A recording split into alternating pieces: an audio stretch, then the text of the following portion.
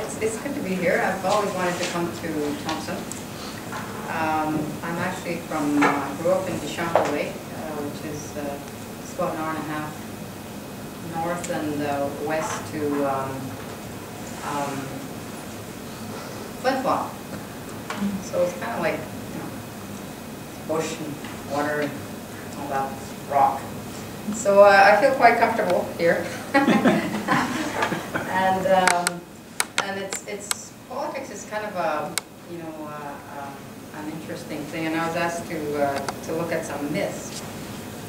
And I guess one of the things that I've always never really considered was, I mean, as you grew up in the North, is that sometimes it's hard to separate what's politics and what's not politics. It's just a way of doing things. And sometimes your, you know, your network and your families and relatives across the communities and so on. So you end up having the same issues, similar issues around education, the need to educate, the need for employment, and the need to find job creation, and the need to do all these things that are northern issues, you know, because of the way the geography is and so on. And because there's a lot of Cree, Dene, and other populations that you grew up with, and there's a way of life up there. There's a frontier way of thinking up here, and I think it's hard to explain to people when you're in university settings or anywhere in the South that there is a way of life, you know, and to try to explain that. And how to explain the way of life in terms of voting trends is a similar challenge. And yes, the statistics do show that there is generally less voter turnout amongst Aboriginal peoples, northern peoples, and that, you know, and there's been other studies that have looked at comparing Saskatchewan, Manitoba, I think Alberta was the other one, trying to look at the differences between off-reserve and on-reserve voting, and does that make any difference and why and all that kind of stuff. But what people have not, data, you know, the information that people collect from surveys and stuff, fail to capture all the time is this: we have a political culture in there. It's a natural resource to us. It's a way that people, sometimes you vote because that's where your families vote. You know, sometimes it's because of an issue. It depends on what level of politics. Sometimes it's band politics, which, you know, everybody shows up, you know, pretty well, 90–95%. Or if it's a provincial politician, and you know, you might have some affinity to that person, or they might have an issue that you agree with, you know, so it might be issue oriented, it could be person oriented. You know, it's not so much the political party, although one could contest that if you looked at, and there is a general knowledge that in the North it generally goes NDP. You know, and that's largely because of the social programming and the development, I guess, policies that kind of centered more into the needs of the communities as opposed to just industry. You know, and so you kind of look at those things, and the way the North has attracted people tended to be those kinds of people. So when I looked at the myths, why is it that Aboriginal people don't vote? When we recently did a study here, Greg and this Oline Verdal and I did a study, we just finished it last year, a telephone survey of northern Saskatchewan, and I just finished, I just come back from Wollaston Lake and finished the last focus group. So, and I had wanted to do an isolated community in Wollaston Lake to look at not only just people's voting, you know, their views and values, which is called political culture, attitudes towards your political system, but I wanted them to sort of explain to me the issues that they thought were most important. And trying to summarize that thing, I want to talk about, well, we found that on and off reserve, self-reported voting, when you asked them did they vote, the on-reserve tended to vote less in the federal and provincial elections as opposed to the municipal communities that tended to have a higher rate of self-reported voting. And they asked them why, and generally the answers ranged from they don't do anything for us anyway, they're too far removed, and and it doesn't directly affect me.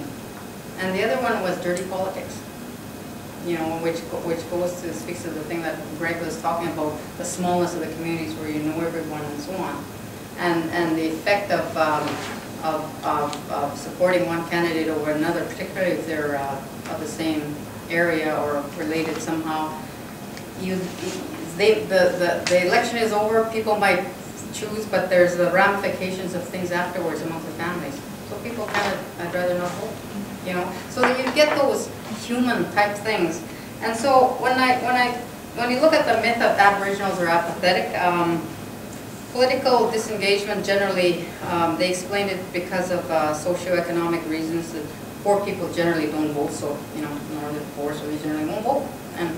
And others, and they start to look at things like place now and person and so on. So there's other factors that people are starting to find out as outside of the poverty, and I think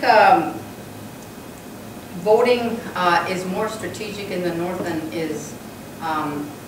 is generally depicted in data and interpretations of data.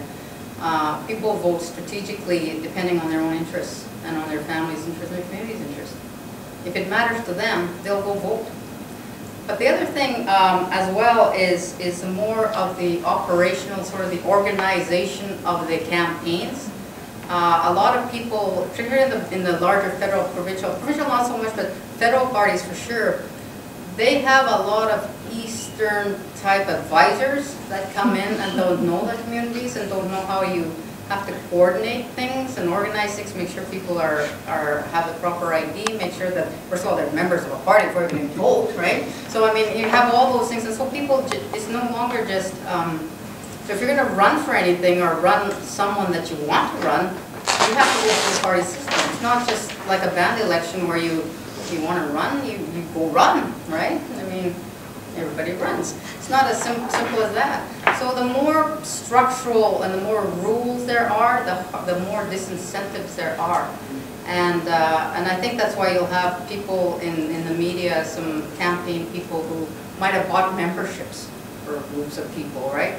And people go, oh, you know, in the South, you know, but there's a reason why there people showed up, but they might not have, you know, I'm not saying it's right or wrong. I'm just saying that's just the reality of it.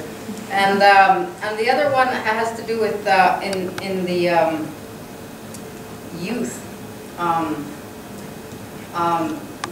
When I did the focus groups with the youth, I wanted to know why, you know, whether they're interested in politics. You know, looking at sort of the views, and found some interesting things where knowledge indeed is power.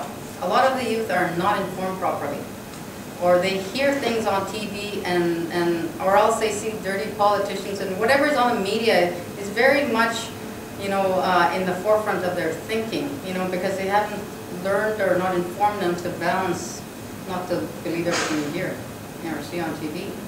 And the other thing is technology. Facebook has become prominent, and the most common mode of communication in a place like Wollaston, believe it or not, is Facebook. You know, and I said, did you use Facebook in anything, you know, maybe to get your friends to vote for something? He said, yeah, we do that all the time.